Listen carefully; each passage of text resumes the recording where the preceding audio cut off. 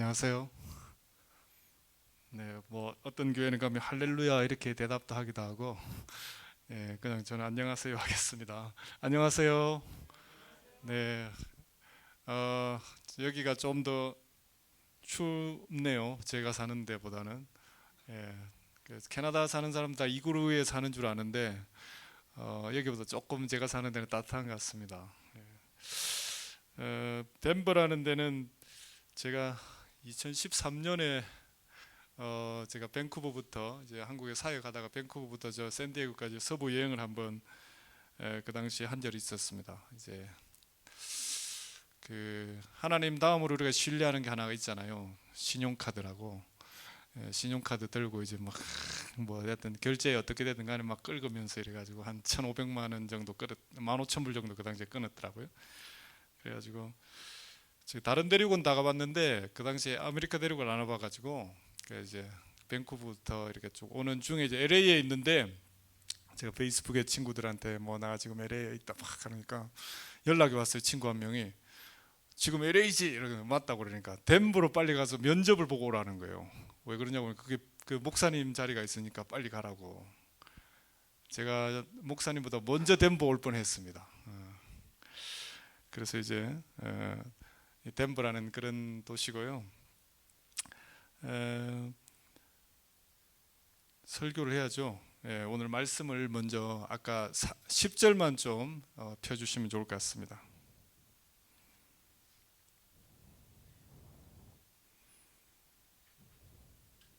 네, 10절 안 펴지나요? 오케이, 알겠습니다. 제가 읽어드릴게요. 앉아 계십시오. 나의 가는 길을 오직 그가 아시나니 그가 나를 단련하신 후에는 내가 정금같이 나오리라, 순금같이 나오리라 이렇게 번역이 됐는데요. 우리 예수를 믿는 사람들은 하나님이 우리를 아신다는 걸 좀 알아야 될 것 같아요. 이 안다라는 표현이 뭐냐면 히브리어 원어를 따지면 제가 결혼을 했습니다. 제가 그 아내도 있고요, 애도 지금 대학생이고 막 이렇게 하긴 해요. 근데 이제 지금 제가 알려드렸죠. 이제 제가 아내가 있는 거 아시겠죠? 아멘. 결혼했습니다. 그런데 저희 아내를 제가 아는 것과 여러분이 아는 것과 수준이 같을까요? 다를까요? 다르죠. 이제 그 안다라는 표현이 하나님이 우리를 안다라고 표현했을 때는 뭐냐면 부부가 아는 것보다 더 깊이 아는 걸 안다고 그래요. 그래서 제가 한 지금 결혼을 2002년에 했는데 20주년이 지났는데도 아직도 알다가도 모르겠더라고요. 아내를 싸우고 막 그러거든요. 저희 아내도 이제 가끔 벌떡 같이 자다가 깜짝 놀랍니다. 제 머리 스타일이 제가 누나가 3명이 있는데 신우이를 보는 듯한 그런 마음으로 깜짝 놀래가지고 신우인 줄 알고 자다가 뭐 그런 일도 있긴 합니다만은 이렇게 오래 살아도 잘 모르는데 하나님 우리를 안다는 건 더 깊이 우리를 알고 계신 거죠. 그래서 하나님이 우리를 아시는 것은 우리 부부가 아는 것보다 더 깊이 아는구나, 그렇게 생각하시면 될 것 같습니다. 그래서 3가지를 아셔야 돼요. 첫 번째로 뭐냐면 내가 가는 길을 그가 아신다고요. 우리가 가는 길을 우리 하나님 알고 계신 줄 믿습니다. 뭐 미국 여러분 born in US 되신 분 있어요? 이 중에 태어나신 분 계세요? 아무도 안 계시군요. 여하튼 어쨌든 여러분이 미국으로 오시고 이렇게 뭐 살아가는 거 우리 하나님 알고 계시는 줄 믿으시기 바랍니다. 하나님께서 우리 인생길을 알고 계신다는 거예요. 나 알고 있어. 우리를 아내가 저를 아는 것보다 더 깊이 알고 있는 거죠. 두 번째 우리가 알아야 될 것은 그가 나를 단련하신 후에라고 되어 있어. 오늘 본문은 하나님이 우리 단련하신다는 거 잊지 마시기 바랍니다. 예수 믿으면 부자 됐으면 좋겠습니다. 어제 장로님 댁에 갔더니만 그 테리야끼 정말 맛있었어요. 제가 테리야끼 말만 들었는데 정말 맛있었어요. 정말 장로님 엄청 부자가 되셨죠. 아멘 하시는 분도 계시는데 하여튼 정말 생각하는 것보다 부자는 아니시더라고요. 그러니까 제 말은 무슨 말이냐면 예수를 믿으면 정말 오늘 권사님 또 안 쓰러지셨으면 좋겠어요.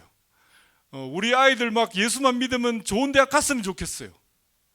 그렇게 되든가요, 여러분? 하나님 우리 단련하시는 거예요. 예수 믿으면 다 부자 됐으면 좋겠는데 그러지가 않더라는 거예요. 예수를 믿으면 사업이 정말 잘 될 줄 알았는데 예수 믿고 쫄딱한 사람이 많아요. 하나님은 우리 가운데 좋은 일도 해주시지만 우리를 단련하시는 분이랑 잊지 마시기 바랍니다. 좋은 일만 되었으면 좋겠어요. 그렇지만 그러지는 않더라는 거예요.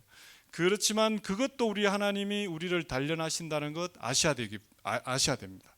그래서 우리의 어떤 가는 일, 우리 자녀들 문제, 우리의 어떤 신분의 문제, 또 우리의 삶의 문제, 우리 직장의 문제, 좋은 일이 됐으면 좋겠는데 꼭 그러지만은 않다라는 거.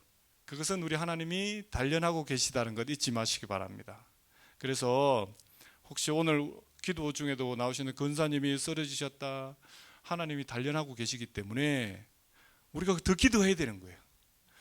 특별히 더 어려움 속에 있는 사람은 하나님이 지금 단련하고 있기 때문에, 하나님의 간섭 속에 있기 때문에 더 그 사람을 위해 기도해주고 같이 기도해야 되는 거예요.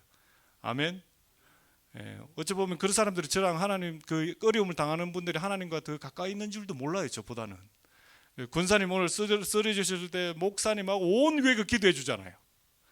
더 우리가 하나님과 가까운 사람들이에요. 그런 사람들이. 그러니까 그런 사람들과 친하게 지내야 돼요. 그 다음에 마지막에 한 가지로는 아셔야 될 게 뭐냐면 내가 순금같이 되어 나오리라. 지금 좌우로 한번 보시기 바랍니다. 앞뒤로도 한번 보시고, 저래가 천국 가겠나 싶어도 저렇게 예수 믿으가 천국 가겠나 싶어도 결국에는 순금같이 되어 나오리라. 아멘.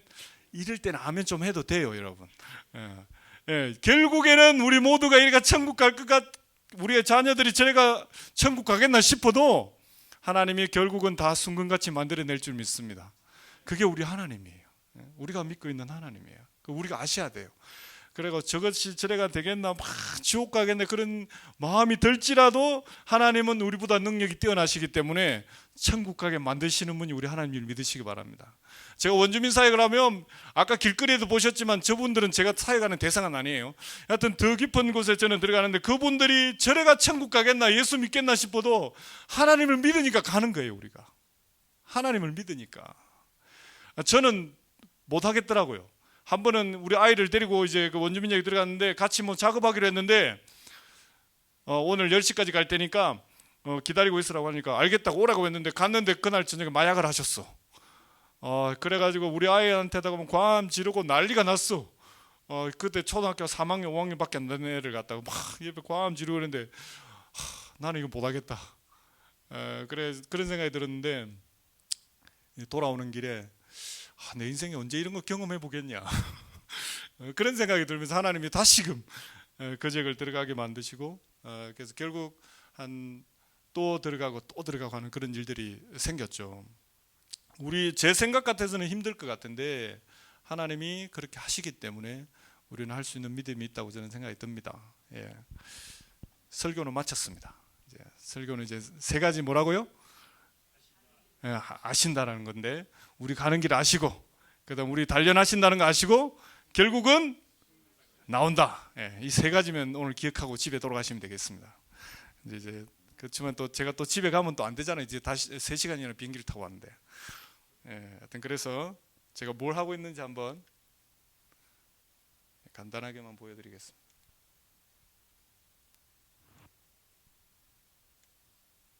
네, 제가 이제 캐나다에 세운 단체고요.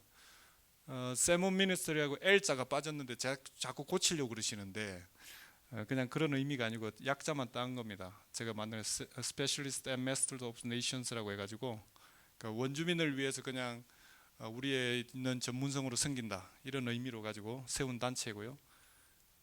네, 이제 원주민들에게 예수를 전하기는 쉽지는 않습니다. 왜냐하면 아까도 영상에도 보셨듯이 교회에 상처 입고 떠난 사람을 다시 교회 데리고 힘들잖아요. 그런 것 같이 원주민들은 한 150년, 200년을 그렇게 상처 입은 사람들을 다시 예수를 전하기는 쉽지는 않지만 그럼에도 불구하고 관계를 맺어가는 그런 일들을 하고 있습니다. 그래서 이제 연말에 프렌드십 박스라고 혹시 기도 편지에 보셨을지 모르겠지만 기프트 박스는 어떻게 보면 내가 있어서 주는 것처럼 이렇게 보여서 이름을 바꿔서 프렌드십 박스라고 해서 똑같은 그 다음에 이제 안에 막 그 연말에 저도 가끔 선물 받는데 어떤 그 교회에서 선교사 불쌍하다고 자기들 그 안 신던 양말 막 주고 이러는데 그러지 마세요 제발. 저도 먹고 저 자식이 있고 먹고 살만하고 자식 그 우리 부모님도 계시기 때문에 좋은 양말 신고 싶어요. 예. 그래서 그 저 박스에는 정말 그 코스코 같은 데 좋은 거 사가지고 정말 내가 갖고 싶은 걸 이제 한 100불씩 넣어가지고 그렇게 보내거든요. 예. 그래서 이제 정말 내가 갖고 싶은 거, 내가 집에 쓰고 싶은 거, 그런 좋은 것들을 나누는 그런 프렌드십 박스라고 해서 그렇게 하고 있습니다. 그 다음에 이제 가정 방문 사역도 하고요. 좋은 거는 이제 에그 헌트라고 이제 5월달, 4월달 부활절 때 그 이제 계란 줍기 뭐 이런 걸 이제 자기들이 하더라고요. 이제 그래서 저희도 감사하니까 같이 이제 이렇게 하는 그런 사역도 하고요. 저쪽에 이제 오른쪽 끝에는 이제 제가 원주민 할아버지 할머니들 그런 분들이 이제 매주 수요일마다 저희들이 모임이 있는데 같이 얘기도 하고 또 행사를 가지기도 하는데 사진이 크게 보이면 좋을 텐데 이 자리에 계신 분들 상당수가 오셔서 말만 안 하고 계시면 그 동네 사람인 줄 알아요. 예, 너무 우리랑 너무 많이 닮으셔가지고 이제 말을 하면 약간 우리가 또 영어가 브로큰이 약간 나오고 그러잖아요. 말 안 하고 이제 가만히 계시면 그 동네 엘더인 줄 알아요. 그래서 여러분들도 나중에 내년쯤 오셔가지고 말 안 하고 같이 좀 한번 하루 정도 있어 보면 좋을 것 같아요. 데리야끼 정말 좋아할 것 같아요. 예. 네, 그 다음에 이제 여름 이제 단기 선교 같은 거 하고요. 뭐 이제 카누 저희 이제 아까 보셨지만 원주민하고 같이 할 수 있는 게 뭐가 있을까 고민하다가 이제 원주민들이 저를 넣어줬죠. 저 카누를 한 10일에서 15일 타거든요. 여러 부족을 방문하면 자기들이 전통 행사인데 저를 끼워주셔. 이제 2016년에 제가 처음 시작했는데 유일하게 제가 외국인이었는데 지금 이제 외국인들이 좀 들어왔어요. 그래서 이제 그들 부족의 그 카누 패밀리가 되어서 이제 같이 이제 방문하고 이러면서 그 중에 이제 한두 명씩 전도도 하고 하는 그런 일들이 있습니다. 그렇지만 아직까지 저 때문에 예수 믿겠다는 사람 한 사람 없어요. 10년이 됐는데. 그래서 이렇게 성도들이 모여 있는 게 되게 부럽습니다. 존경스럽고. 네, 그 다음에 이렇게 이제 화해 저희 사역의 대부분 행사들이 화해를 위해서 뭘 할 수 있을까? 저곳은 이제 그 기숙학교 옛날에 그 학살을 했던 터인데 이곳에 백인들 교회들 성도들과 그리고 원주민들과 함께 같이 걸으면서 회개와 또 같이 진실을 얘기하는 그런 시간들을 갖습니다. 그래서 이제 대부분 그 교회들이 교회가 아니라 행사들이 뭐랄까 어떤 그냥 이벤트식으로 하는 그냥 행사를 위한 행사죠. 그렇지만 저희는 이제 목사님 백인 교회 목사님들 나오라고 하고 그리고 성도들이 나와서 이 진실을 듣고 같이 회개의 시간도 갖고 또 앞으로 또 우리가 어떻게 할 것인가에 대한 그런 고민들을 같이 하는 그런 시간들입니다. 그래서 또 뭐 아시겠지만 캐나다의 선교사 미국 분들은 좀 다른 것 같아요. 한국에서 캐나다로 선교사 이러면 그 잘 사는 나라에 왜 무슨 후원이 필요하겠냐고. 작년에도 제 주파선교회가 끊어졌습니다. 끊어지면서 이제 너에게 보내는 그 후원금을 물론 이제 교회 자체가 문제가 생겨서 이제 코로나 때문에 성도가 줄어가지고 재정이 줄어서 이제 가장 잘 사는 나라부터 끊어야 되겠다 이래가지고 캐나다부터 끊더라고요. 그래서 그렇게 하는 상황입니다. 그래서 이제 또 선교사를 작년에도 전화가 와가지고 올해 이제 한 교회가 10만 원씩 후원하다 끊었는데 선교사님 차가 집에 2대라면서요. 예, 맞습니다. 이러니까 그리고 선교사님 그 집도 본인이 다 샀다면서요. 맞습니다. 그러니까 이제 한 70년 된 집을 제가 갖고 있습니다. 하여튼 그리고 차도 지금 2006년식 그 혼다 시빅 그 크루즈도 안 되는 거 지금 끌고 다니는데 그 외제차 아니냐고 한국에서 봤을 때 맞다고 외제차라고. 이제 한국에서 생각할 때는 다 그렇게 생각하시니까 어제 우리 담임 목사님 차, 저 사모님 끌고 다니는 차 타고 다니면 정말 편안하더라고요. 기도했습니다. 저 차 끌고 좀 캐나다로 오라고. 갈 때 내가 비행기표 드릴 테니까 그냥 편도로 비행기 타고 가시라고. 아멘을 안 하시더라고. 목사님 믿음이 크셔가지고. 하여튼 저 지금 트럭도 한 대 사야 되는데 하여튼 뭐 비하인드 스토리도 있습니다만은 하여튼 그런 차 끌고 다니는데도 다들 이제 한국 하면 그렇게 생각해서 제가 고민이 들었습니다. 이제 이 사역을 그만둘 것이냐. 그래서 제가 할 수 있는 게 뭐가 있을까 하다가 이제 원주민들한테 나무가 있고 이러니까 그래서 저는 카누를 만들거든요. 그러면서 이제 도마도 만들어서 조금 판매해보고, 저는 캔들 베이스인데, 그러니까 이제 여기 미국 교회나 이런데 이제 대강절 되면 막 촛불 하나씩 불 켜는 그런 거 있잖아요. 그런 거 이제 원주민들과 같이 만들어가지고 판매해보기도 하고 뭐 여러 가지 하고 있습니다. 그래서 뭐 돈이 많이 되느냐? 잘 안 됩니다. 그럼에도 한두 개씩 시도해서 이제 서바이벌 해보려고 노력하고 있고요. 그런 사역 중에 하나고, 네. 저희 또 같이 협력하는 선교사님 한 분이 이제 한의사가 되셨는데 같이 이제 원주민들 치료하러 다니고 그렇게 하고 있습니다. 네. 헌금 기도까지는 아닌데 저건 제 의도가 아닙니다. 네. 이런 사역을 하고 있고요. 지금 이제 원주민 지역이 어떤 동남아나 아프리카나 이런 지역이 아니기 때문에 뭐 못 사는 건 아닙니다. 그렇지만 오히려 더 복음을 전하기는 쉽지 않은 그런 장소인 것 같아요.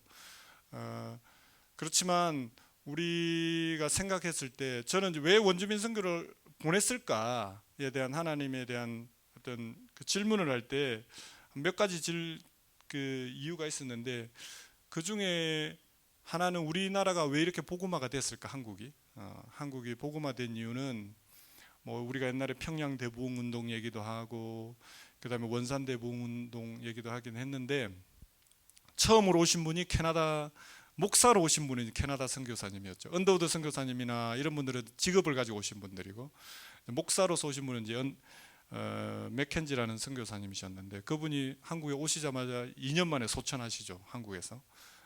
그로 인해서 캐나다 장로교에서 그 맥켄지 선교사님이 한국 선교 온다 그러니까 두 가지 이유 때문에 못 간다 그랬어요. 하나는 조선은 너무 위험하다. 두 번째, 캐나다 장로교회는 선교 헌금 없다. 100년 지났는데 제가 왔어요. 캐나다로 왔는데 하여튼 그 당시엔 그랬었죠. 근데 그 선교사님 2년 만에 이제 소래교회 사역도 하시고 이러다가 소천하시고 난 이후에 캐나다 장로교회가 이제 안 되겠다, 우리가 선교사를 파송해야 되겠다 해가지고 그때 한 40-50명 선교사를 캐나다에서 보냅니다. 그 중에 한 분이 이제 하디라는 선교사님인데, 의사 선교사님인데, 그분이 이제 의사였는데 보니까 조선인들은 너무 더러워, 깨끗하지도 않아. 그래 맨날 선교사인데도 그 현지인을 무시해. 그래가지고 막 무시하면서 그러는 상황 속에 갑자기 하나님이 내 백성을 네가 왜 더럽다고 생각하냐고, 네가 왜 저주하고, 그러면 그분이 회개를 하시죠.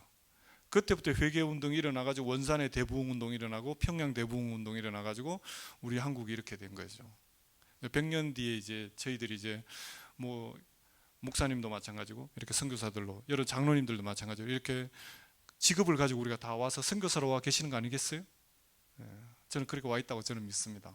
저는 이제 물론 이제 저는 풀타임으로 이렇게 보내서 왔지만 우리가 와 있는데, 또 한 가지는 제가 정말 하나님 보내셨다는 확신을 하게 된 때가 있었어요. 캐나다 원주민 사역을 하다가 나바오에 저 이제 원주민 그 사역 같이 하는 우리 단체 때문에 가게도 됐습니다. 그게 이제 어떤 행사를 하냐면 6.25 참전 용사들 원주민들이 많거든요. 캐나다도 한 28,000명 6.25 전쟁에 참전했는데 그 중에 한 500명, 600명 원주민입니다. 이제 나바오에도 그때 이제 행사 때문에 제가 왔는데 원래 보고되기로는 7분이 살아계신다고 그래가지고 한 2014년 5년도였군요. 7분 살아계시다 그래가지고 제가 그래서 우리가 7명 이제 모자, 벨트, 막 그 메달 뭐 이렇게 해가지고 7세트를 준비해 갔는데 당일날 앞자리에 강대 참정용사 다 올라오시죠 이랬는데 7명인 줄 알았는데 32명 정도 올라오신 거예요. 그래가지고 우리 7세트밖에 준비 안 했는데 그래서 어떤 분은 모자만 드리고 어떤 분은 메달만 드리고 어떤 분은 벨트만 드리고 이런 사태가 벌어졌어요. 근데 이제 행사가 거의 끝나갈 무렵에 저 뒤쪽에 앉아 사람들이 많이 있어서 저 뒤쪽에 한 할아버지가 앉아 계셔가지고 제가 가서 물어봤죠. 할아버지 여기 어떻게 오셨냐고 이러니까 자기도 참전 용사래요. 왜 안 오셨냐고 이러니까 늦게 연락을 받아가지고 지금 왔다고. 그래가지고 이미 행사는 거의 다 끝나버렸고 뭐 벨트니 뭐 모자니 하나도 없고. 그래서 그분이 그런 얘기를 하더라고요. 한국이 어떻게 바뀌었냐고. 자기가 젊은 시절에 싸움 그 목숨 걸고 지킨 그 나라가 어떻게 됐냐고. 그러니까 할아버지가 그 소식을 잘 모르더라고요. 한국이 어떻게 바뀌었는지. 할아버지 혹시 지나가는 아이들 젊은 아이들 들고 있는 핸드폰 그 보았냐고. 이러니까 저 핸드폰의 절반은 한국 거라고. 깜짝 놀라시더라고. 어떻게 그 한국 거냐고. 그다음에 이 부족들에 가끔 들어오는 차들 중에 몇 대 이제 현대라고 생긴 그 기아라고 생긴 그 다 한국 차라고. 그다음에 할아버지 집에 있는 그 냉장고나 이런 거에 LG나 삼성 붙어 있으면 그게 다 한국 거라고. 그러니까 할아버지가 깜짝 놀라는 거예요. 그 나라가 그렇게 바뀌었냐고. 그때는 다 부서져 가지고 아무 소망도 없던 나라였다고. 그러면서 이제 그 할아버지 보고 그랬죠. 할아버지 고맙다고. 할아버지 때문에 우리가 이렇게 살게 됐다고. 그러니까 자기가 너무 감사하다고 그러더라고요. 오히려 너무 감사하다고. 그 나라가 그렇게 된 거에 대해서 자기 젊음이 바친 게 하나도 아깝지가 않다고. 그러면서 그 할아버지가 저보고 언제 한국 가냐고 그러더라고요. 제가 캐나다 살아서 한국 언젠간 가긴 갑니다 이러니까 그분이 저한테 그러더라고요. 한국 가면 한국 사람들한테 꼭 안부 좀 물어달라고. 안부 좀 전해달라고.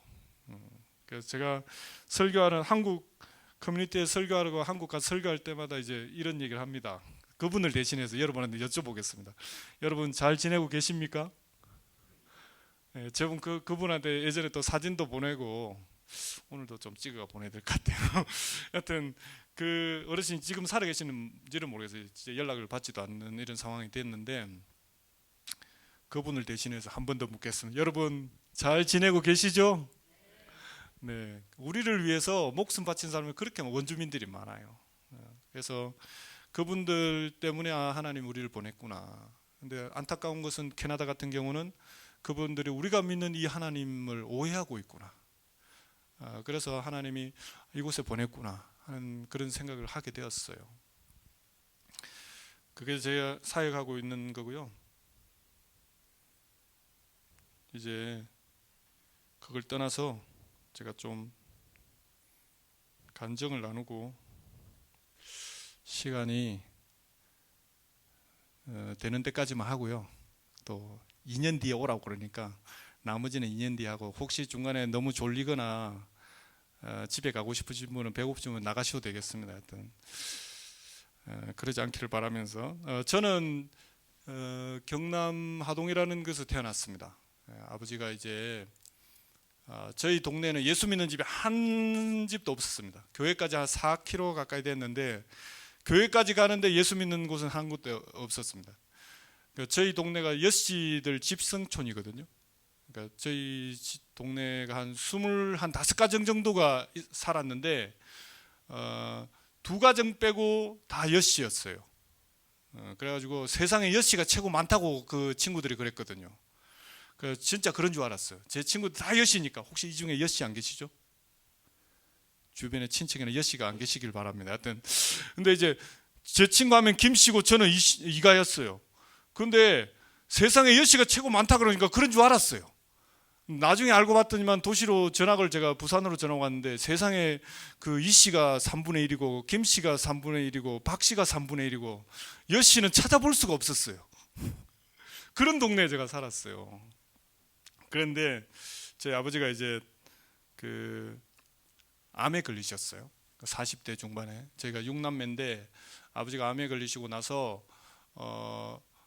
그 병원에 이제 지금은 부산에 이제 고시노래원으로 바뀌었는데 그 보건병원이었는데 그 병원에 갔더니만 의사가 이제 더 이상 살 수 없다고 그냥 맛있는 거나 드시라고 그냥 뭐 특별히 뭐 수술할 것도 없고 그런 상황에 빠졌죠.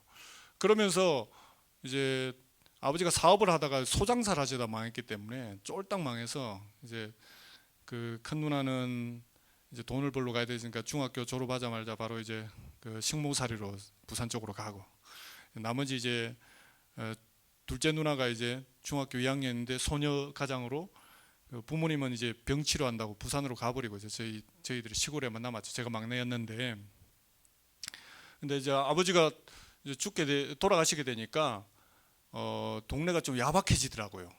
그 여씨 집안이 되게 야박해져 가지고 아무도 쌀을 빌려주거나 뭐 어떤 음식을 빌려주지가 않더라고요. 왜냐하면 제가 아버지 돌아가시면 못 받을 것 같으니까. 그래서 이제 매일 제 어린 시절에 한 두세 살 때 그 큰 누나가 김치국밥 하나 끓여주고 이제 가면 이제 그걸 아이들 둘이서 맨날 먹고 이제 이 대소변도 제대로 안 하잖아요. 두세 살 때 그 뭐 같이 먹고 했던 그런 시절이 생각나요. 그래서 국밥 누가 사준다면 엄청 싫어합니다, 제가. 예. 뭐 국밥 이런 생각만 해도 어린 시절에 그 상처가 생각이 나가지고.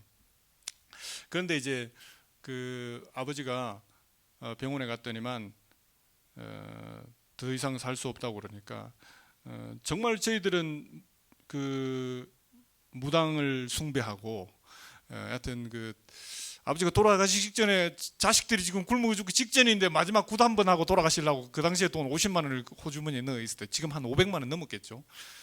그 돈을 이제 호주머니에 탁 넣고 이제 한번 이제 막판으로 한번 굿 한 번 하고 가시겠다는 그 일념으로 이제 사셨던 그런 집안이었어요. 그런데 이제 외래로 이제 병원을 왔다 갔다 하는데 제 외숙모님이 교회를 다니셨어요. 그래가지고 외숙모님이 가만히 보니까 그 집에 계속 머물다 보니까 이래도 안 되겠으니까 외숙모님이 그랬어요. 막 이래도 죽고 저래도 죽으니까 교회나 한번 나가보소 이런 거예요. 여기서 한 가지 중요한 건 전도할 때 인격이 좋으셔야 돼요. 지금 죽을 사람한테다가 이래도 죽고 저래도 죽고 교회나 나가보소 하면 나가겠습니까, 여러분? 예수 믿는 사람 인격이 좋으셔야 돼요. 정말 교회 가야 됩니다. 막 이렇게 해도 안 갈 판에. 근데 뭐 이래도 죽고 저래도 교회 나가서 이러니까 안 가는 거죠. 근데 저희 어머니가 마지막 지푸라기 잡는 심정으로 교회를 가셨죠. 그 부흥회 한다고 그래가지고 가가지고 부흥회 하는데 어머니가 첫날 참석하셨는데 그날 성령님이 찾아오셨어요. 그날 남의 일이니까 별로 큰 뭐 아멘도 안 되겠지만 하여튼 저희 집은 심각한 문제가 일어난 거예요. 발생이 된 거예요. 어머니가 부흥회 갔는데 그 시에 그 첫날에 참석한 날에 하나님 우리 가정에 찾아오신 거예요. 그러니까 어머니가 성령을 받으셨어요. 어머니가 그 전까지는 남편이 죽으면 40대 중반에 남편이 죽게 되면 저희들을 어떻게 할까 고민을 많이 하셨대요. 아마 어머니가 그때 아버지가 돌아가셨으면 제가 미국 시민권자가 그 당시에 됐을 수도 있었어요. 홀트 아동 복지회를 통해서 제가 여러분들 먼저 시민권자가 될 수도 있었어요. 근데 어머니가 정말 마지막 그냥 아버지가 돌아가시면 어머니도 그냥 시골에 가면 더 이상 소망도 없고 하니까 어머니가 그냥 극단적 선택을 할 생각까지 하셨다 그러더라고요. 그런데 성령님이 찾아오셔가지고 어머니가 담대해지셨어요. 우리가 성령을 받아야 될 이유가 뭐냐면 담대함을 우리 가운데 주시기 때문에 그런 줄 믿습니다. 그래서 이제 다음 날 이제 어머니가 아버지를 모시고 가려고 그러니까 아버지가 뭐라 그러냐면 사람이 마지막 죽을 때 종교를 바꾸면 안 된다 이러면서 어머니는 너무 이 하나님의 성령이 임하셔서 아버지를 살리시려는 그 믿음이 있었는데 아버지는 그러면 안 된다. 사람이 마지막에 양심을 바꾸고 신앙을 바꾸면 안 된다고 안 가려는 거예요.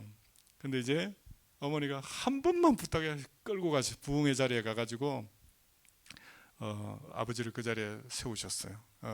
정말 일어나지도 못하고 곧 죽을 분이시는데 일어나지도 못하고 서지도 못하는 그분을 갖다가 목사님이 안수하는 장소에 가가지고 세워놓으셔서 그날 저녁에 목사님께서 선포하셨어요. 저희 아버지한테. 저희 아버님 조남이 이자 남자 규자인데 이남규 씨 예수 그리스도 이름으로 명하는 모든 질병은 치유되었노라. 남일이니까 아멘이 안 되지만 저희 어머니는 아멘 하셨어요. 어쨌든 그 시로 다 나은 줄 믿습니다. 그 시로 다 나으셨어요. 저희 아버지가 신앙생활 오래 하지도 않았어요. 그날 억지로 갔어요. 정말 가고 싶지 않았어요. 그런데 억지로 가고 그 자리에 앉아서 하나님 앞에 무릎 꿇고 저희 어머니와 함께 그 자리에서 나갔을 때 하나님 우리 가정 가운데 찾아오셨어요. 하나님이 저희 가정 가운데 구원을 선물로 주셨어요. 그래서 구원은 선물이라고 그래요. 누구도 자랑할 수 없는 선물이었어요. 그래서 그 시로 아버지가 다 나으셔서 하나님께서 역사하신 것이죠. 그래서 목사님께서 우리 김현수 목사님 기도하시겠지만 목사님들이 기도하는 게 그냥 별로 마음에 안 들 수도 있지만 하나님이 그것을 통해서 역사하실 줄 믿습니다. 그래서 목사님이 뭐 신년에 기도해 준다 할 때 팍 나와가지고 뭐 기도 받았어요. 뭐 안 돼도 또 본전이잖아요. 기도해 준다 할 때 막 받으시기 바랍니다. 저희 아버지가 그때 나으셨는데 아직 살아 계십니다. 물론 이제 지난주에 뭐 우리 김현수 목사님께 말씀드렸지만 아버지가 응급실로 가는 처음으로 응급실로 가셨어요. 한 40몇 년 만에. 그래서 같이 기도했죠. 하나님, 조금 더 살아 계시면 좋겠다. 제 아들이 된 입장으로서 뭐 여러분들도 마찬가지잖아요. 이민 생활하다 보니까 선교사 생활하다 보니까 주변의 사람들이 아버지가 이번에 돌아가서 내 차례가 이제 다가오는구나 하는 생각은 많이 들면서도 기도가 되는 것은 하나님 조금만 더 연장해 주시면 안 되겠습니까? 그러면서 우리 김현수 목사님한테 연락도 하고 기도 좀 해달라고. 그래서 지난주에 응급실에서 나오시긴 했어요. 물론 이제 폐가 80% 정도 기능은 안 하시는데 그럼에도 불구하고 기도하는 것은 하나님이 역사할 줄 믿는 것입니다. 이스라엘 백성들이 가나안 땅에 나올 때 정말 두려웠겠죠. 우리도 해외에 살면서 힘들잖아요. 가장 힘든 게 뭘까요? 우리 자녀가 아프면 어떻게 될까? 내가 아프면 어떻게 될까? 질병의 문제겠죠. 그런데 이스라엘 백성들도 출애굽할 때 가장 힘든 그들한테 말하는 하나님이 처음으로 자기 이름을 드러내요. 출애굽 9장에 보면 나는 너희를 치료하는 여호와니라. 그게 이스라엘 백성들은 처음 하나님 이름을 출애굽한 사람을 드러내는 거예요. 너희들 두려우니까, 아플 때 힘드니까 전능하신 하나님, 위대하신 그런 게 아니었어요. 나는 너희를 치료하는 여호와라고. 너 걱정하지 말라고. 내가 너를 치료할 테니까. 그게 우리가 믿고 있는 하나님인 줄 믿으시기 바랍니다. 그래서 오늘 우리가 같이 기도할 때 우리 권사님을 세우실 줄 믿는 겁니다. 그런 믿음으로 기도하는 거 아니에요? 저도 원주민을 위해서 기도할 때 하나님, 저들이 마약에 쪄들어 있고 어떤 알코올에 찌들어 있지만 저들을 회복할 줄 믿는 그 하나님을 나는 믿는 겁니다. 우리가 그래서 이렇게 모여 있는 거 아니겠어요? 그 하나님 신뢰하니까 모여 있는 줄 믿습니다. 오늘도 그런 역사가 있기를 바랍니다.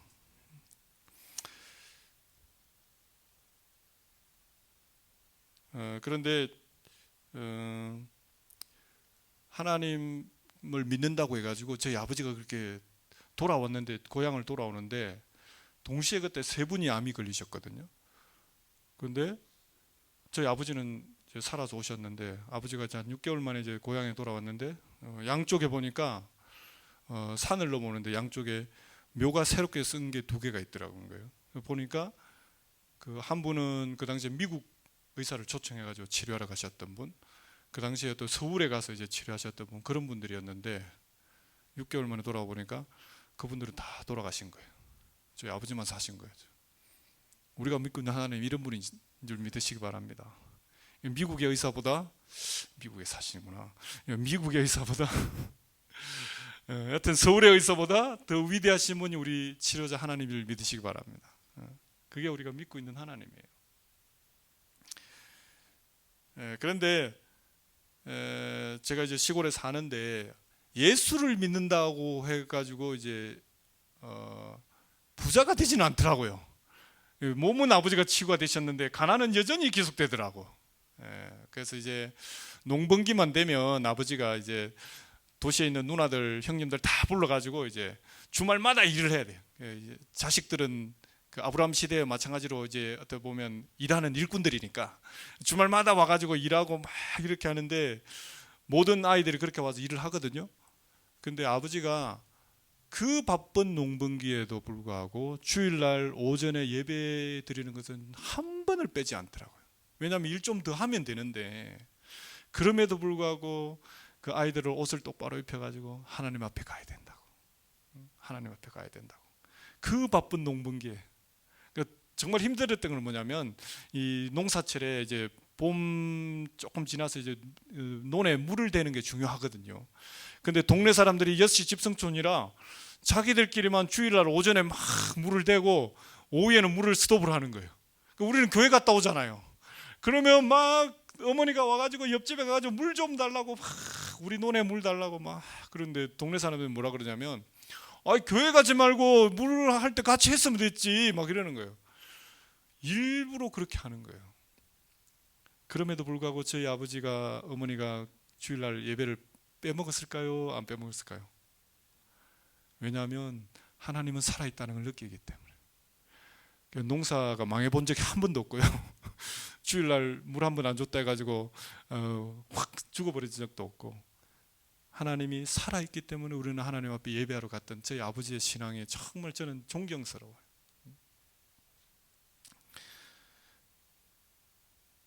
초등학교 3학년 시절에 제가 그 아버지가 생일 때 선물을 하나 사주셨는데 지게를 선물로 사주셨습니다. 그 전까지 아버지 지게를 쥐고 다녔는데 너무 커가지고 말씀드렸잖아요. 아이들은 노동력을 위한 존재라고. 아버지가 이제 쇠지게를 하나 사주셔서 시장에 가가지고 제가 너무 기뻐했습니다. 이제 나만의 지게가 생겼어. 막 겨울 때마다 이제 한 2km 되는데 나무 한 집 해갖고 오고, 그 다음에 이제 그 당시에 누에를 저희 집에 맨날 키웠는데 최고 힘들었던 게 뭐냐면, 누이가 조그만할 때는 상관이 없는데 이제 크면 누이와 함께 잠을 자야 되거든요. 그래서 이제 아침에 초등학교 때부터 학교 가기 전에 이제 뽕한짐 져다 놓고 학교 가고, 그 다음에 학교 갔다 오면 뽕한짐 져다 놓고 이제 뭐 놀고, 놀지는 않았죠. 일하고.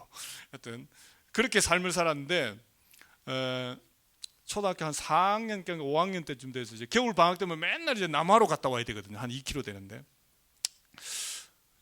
그 초등학교 5학년 때 여름에 그 동네에 그 당산나무라고 큰 정자나무가 쓰러졌어요.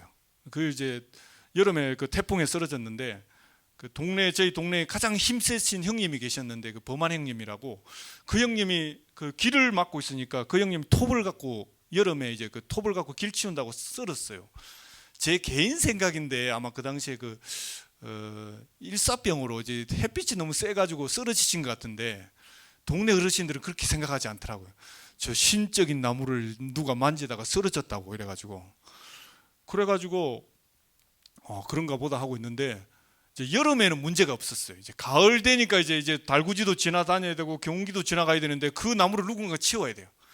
그래서 동네 사람들이 다 회의를 하다가 누가 치울 건가 이걸 하다가 이제 어르신들이 아무도 겁이 나서 이제 쓰러질까봐 안 치우는 거예요.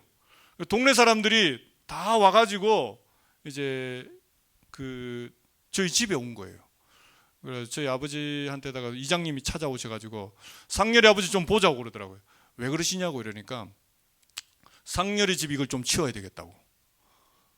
아이 그 아버지 그 암에 나으셨지만 그래도 몸은 허약하시고, 제가 초등학교 5학년이었는데 본인들은 쓰러질까봐 안 치우시면서 우리 집은 치우라고 그러더라고요. 그래서 아버지가 왜 우리가 치워야 되냐고 그러니까 또 여치 집안들이 우리를 또 괴롭히려는 것보다 생각했는데, 엄청난 믿음의 고백이 이장님으로부터 나왔어요. 상렬이 집은 저걸 치워도 문제가 없을 거라고. 왜 그러냐고 그러니까 예수를 믿으니까. 아니 저희 동네에서 교회까지 가려면 아버지가 주일마다 동네 사람들이 그 교회 간다는 거 볼까봐 아버지가 그 당시에 성경책에 빨갰잖아요. 그 테두리가 빨개가 신문지에 돌돌 말아가지고 교회 안 가는 저를 말고 맨날 이래가 교회 갔거든요. 그래가지고 동네 앞으로 지나가면 교회 간다고 할까봐 산을 2개 넘으면 교회 갈 걸 갖다가 뒷산으로 해가지고 교회 3개 산 넘어가고 그랬거든요. 하나님이 그 정도 능력이, 당산나무를 치울 수 있는 능력이 될 줄 알았으면 동네 앞에 성경책 이렇게 들고 다녔죠, 우리도. 근데 우리도 신뢰가 없었으니까 하나님에 대해서 치우라 그러니까 초등학교인 학생인 제가 걱정이 많이 됐어요. 아버지 쓰러지면 이 가을 일을 누가 하지? 형님들은 다 출타하셨고. 그래서 우리가 할 수 없다고 그랬더니만 그 이장님이 하여도 된다고. 예수 믿으니까.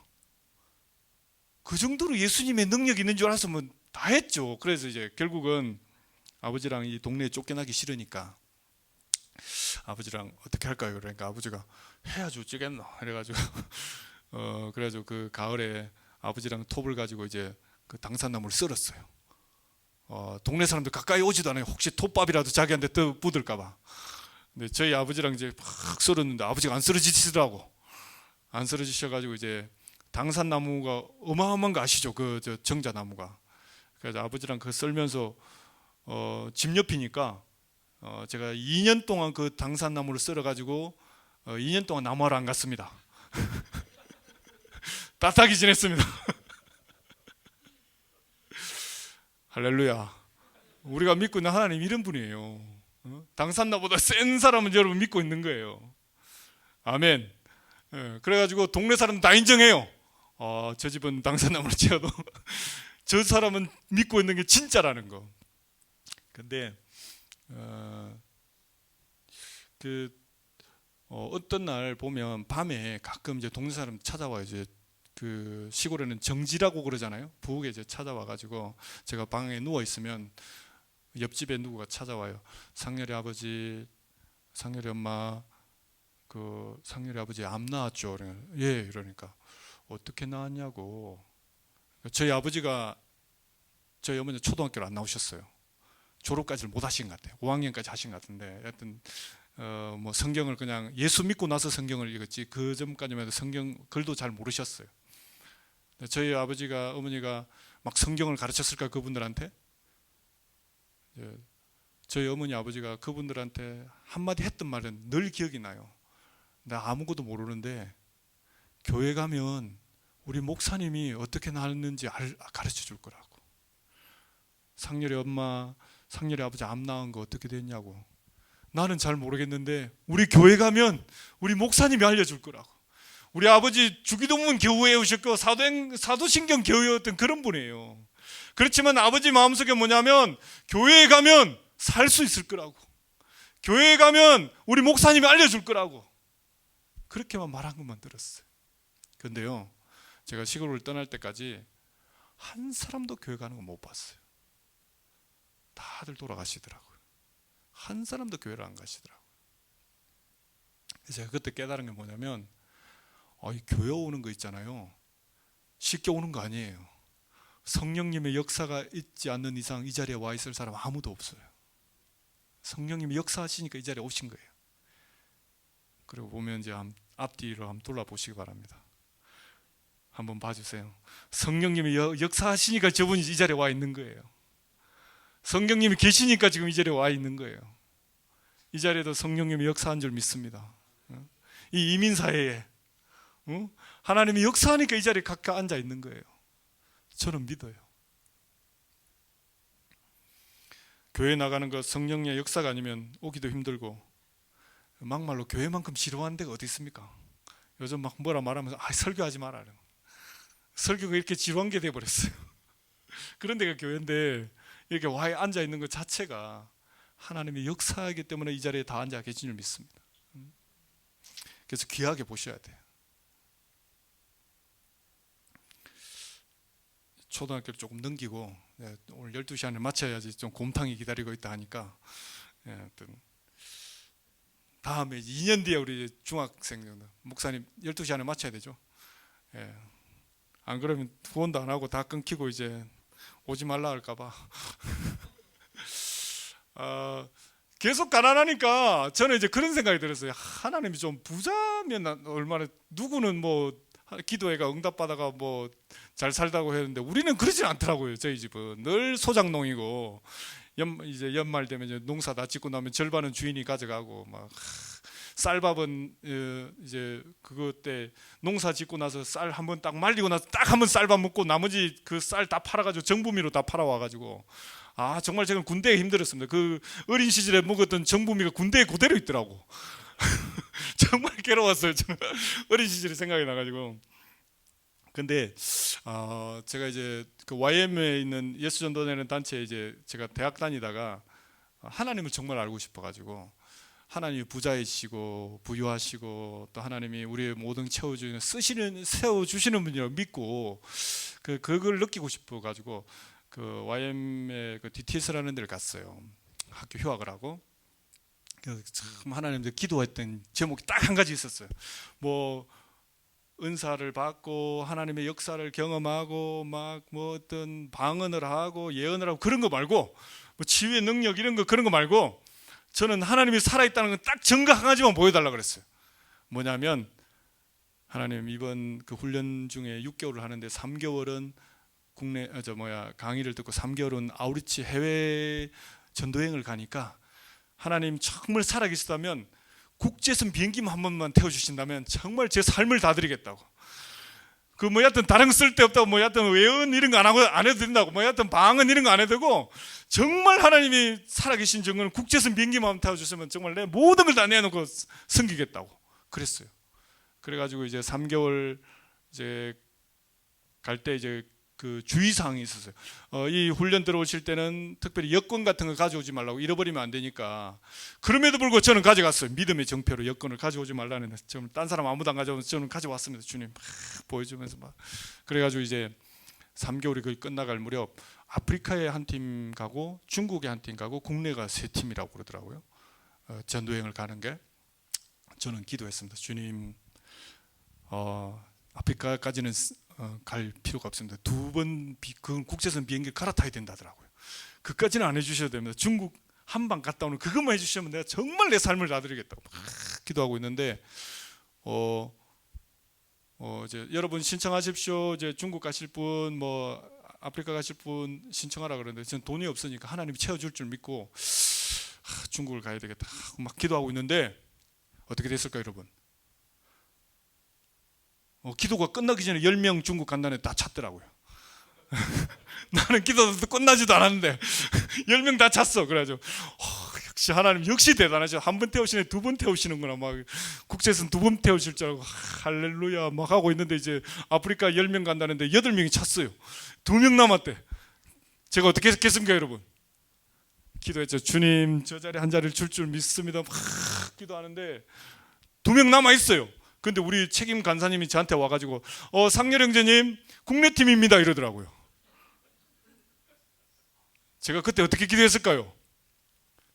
간사님 정말 좋으신 분입니다만 사단아 물러가라 막 이러면서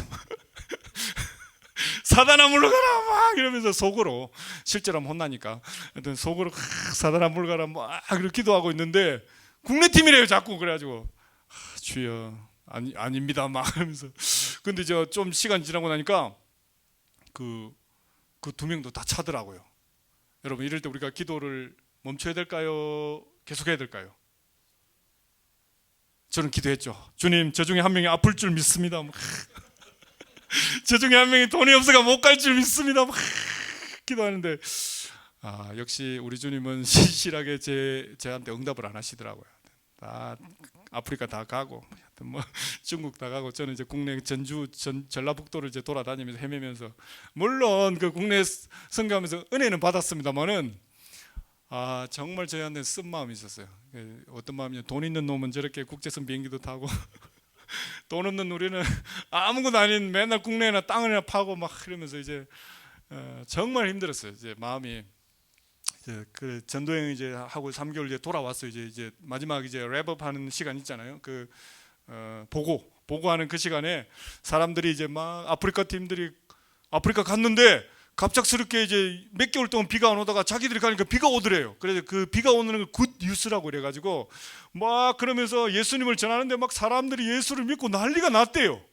그 다음에 중국 팀은 갑작스럽게 하나님 앞에 기도하는데 떠나라 이래가지고 떠났는데 15분 뒤에 공안이 쳐들어와가지고 그걸 다 했는데 자기들 다 피했다고 그런 거예요. 하나님의 막 은혜를 막 간증을 하고 그럴 때 저는 어땠을까요, 여러분? 간증을 듣는데 열받더라고. 여러분 간증하실 때도 조심하셔야 돼요. 교회에서 돈 많이 벌었다, 집 샀다 이런 간증하면 시험 드는 성도 많아요. 하여튼 어쨌든 저는 그 간증이 너무 힘든 거예요. 그래가지고 정말 제 마음속에는 정말 쓴 마음을 가지고 그걸 졸업하려고 하기 전날, 졸업하기 전날 이제 예배당에 앉아갖고 이제 졸업은 해야 되겠고 이제 주님과 하나님과 독대하는 시간을 가져서 기도하는 시간을 가지면서 주님 그동안 수고하셨습니다.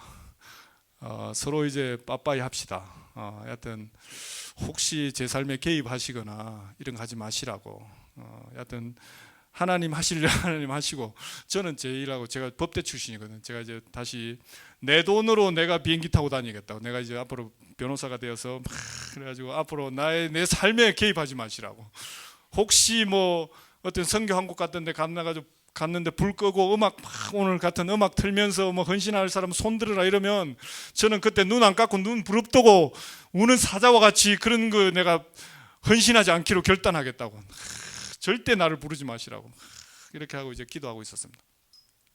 비행기 한 번도 못 태우는 사람이 하나님이냐고, 막 그게 무슨 전능하신 하나님이냐고, 부유하신 하나님이냐고 그러는데 이제 막 이제 화가 나서 있는데 그때 하나님이 제 마음 가운데 화가 막 좀 잠잠했을 때 하나님 제 가운데 찾아오셨어요.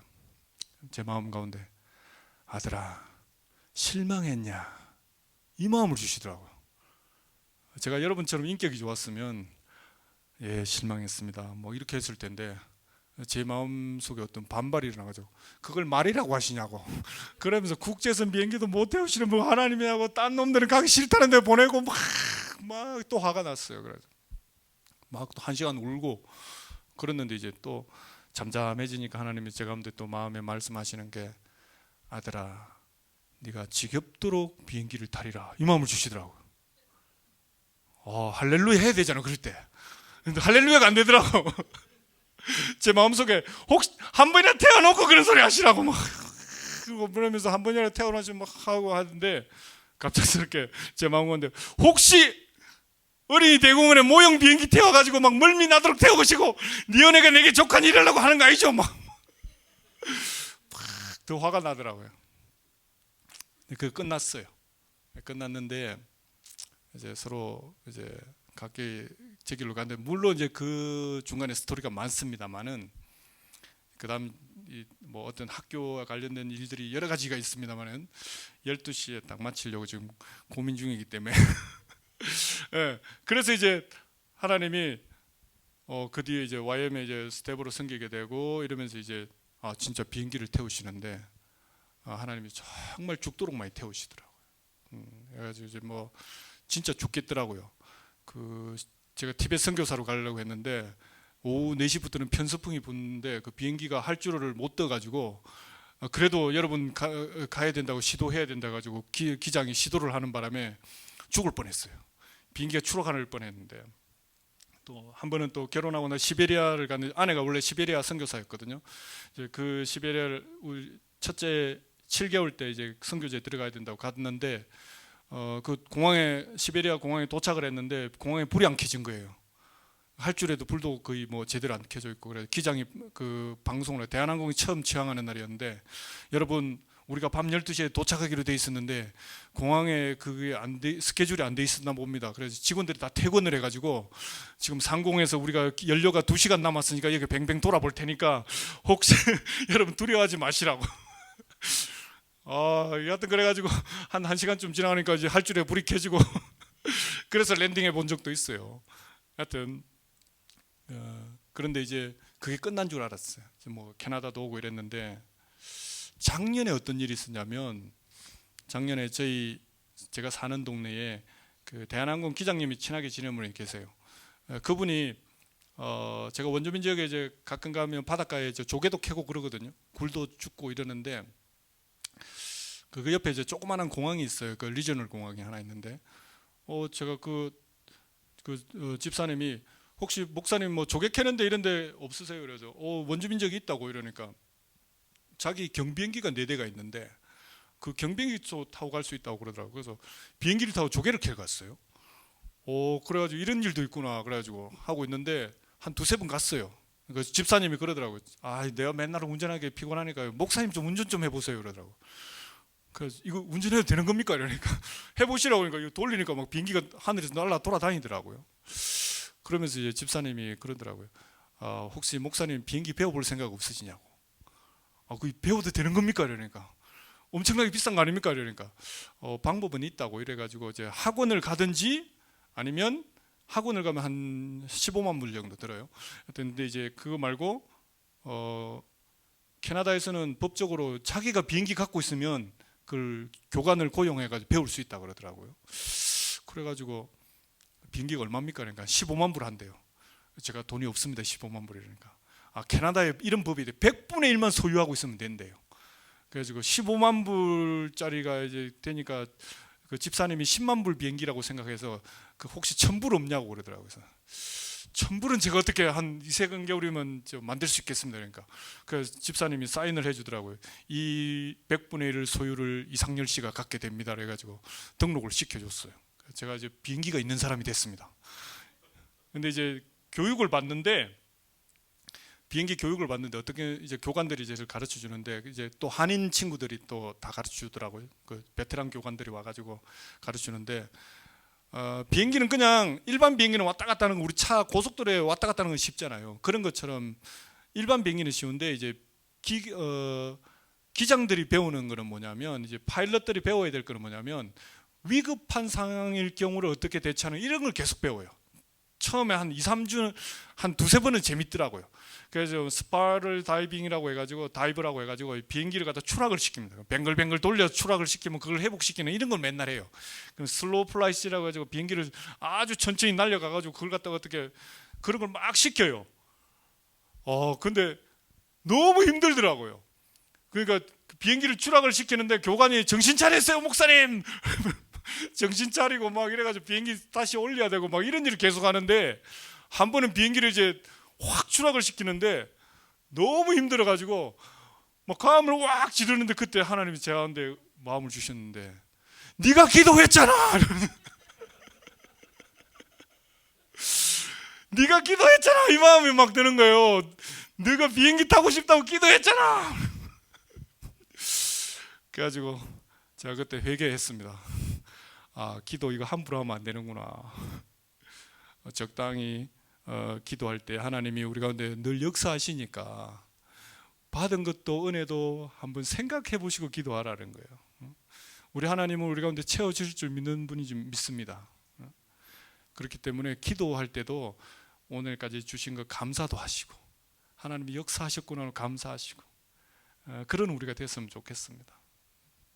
물론 이제 그 비행기를 타고 지금 제가 그 캐나다 북부에 가야 될 걸 가지고 기도했을 때 하나님이 역사하셨거든요. 이누이트 부족의 친구들이 몇 있는데, 그게 좀 자기 집에까지 가는데 한 달이 걸린대요, 일반적으로 간다면.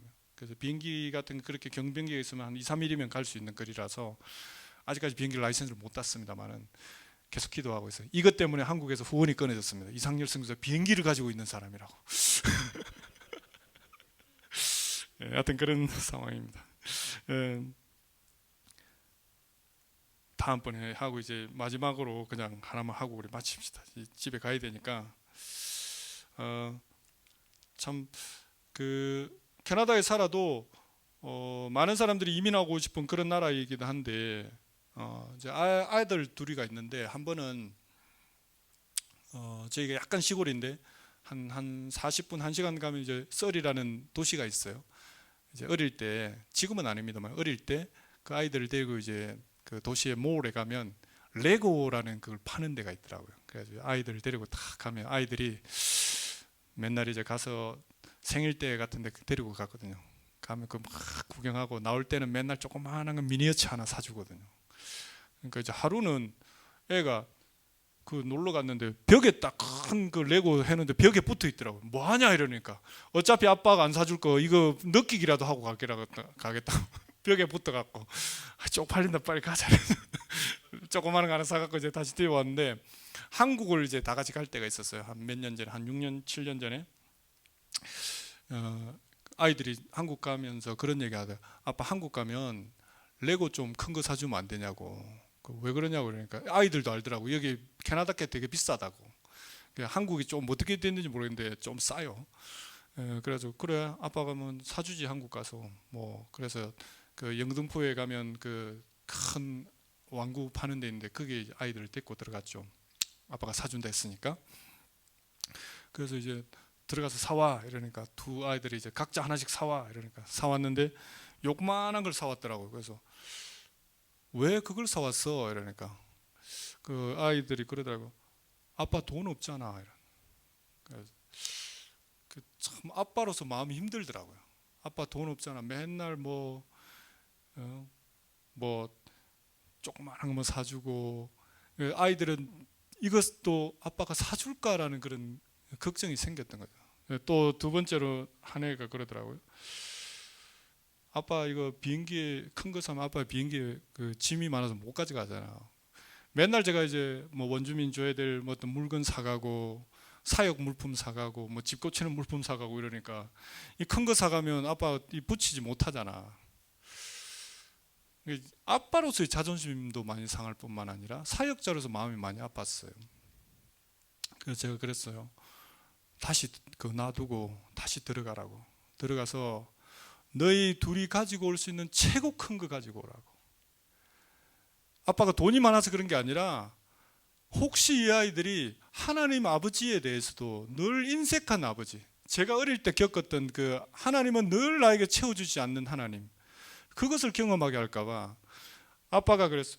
아빠가 만약에 너희들이 갖고 온 것이 돈이 비행기를 가져갈 때 짐을 하나 더 붙여야 될 상황이라면 나 그거 아빠 사역짐 다 빼버리고 이번에는 너희를 위해서 이것만 들고 갈 거라고. 그리고 아빠가 돈이 없으면 다른 일을 했으라도 이거 내가 돈을 만들어서 너를 사가겠다고. 그러면서 하나님 아버지는 아들아, 육신의 아버지는 가끔 이렇게 못 채워줘서 너희들한테 결핍이 있지만 우리가 믿는 하나님 아버지는 그런 하나님이 아니라고. 우리가 믿는 하나님은 위대하신 하나님이고 풍성하신 하나님이고 우리가 기도할 때 채워주는 그 하나님이라고. 제발 육신의 아버지를 통해서 하나님을 안 봤으면 좋겠다고. 그런 하나님을 신뢰했으면 좋겠다고. 그랬었죠. 우리가 믿는 하나님이 인색한 하나님이 아닌 줄 믿습니다. 풍성하신 하나님이시고 우리가 생각하는 것보다 더 위대하시고 우리의 가는 길도 아시고 결국은 모든 사람을 순금같이 만들어내는 그 하나님이 우리 하나님을 믿습니다. 그 하나님이 우리 모두의 하나님 되시기를 축복합니다. 기도합시다.